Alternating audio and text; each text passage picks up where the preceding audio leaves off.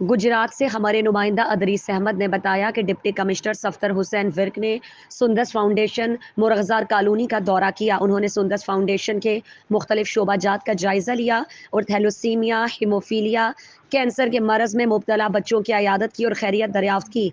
Edmund officer Tariq Rashid Chaudhry, executive officer Imran Khan, medical director doctor Usama, HR manager Mir Fazal Abbas, lab technologist Saleem Bashir Ranjha और field officer Chaudhry Waqas Ali इस मौके पर मौजूद थे।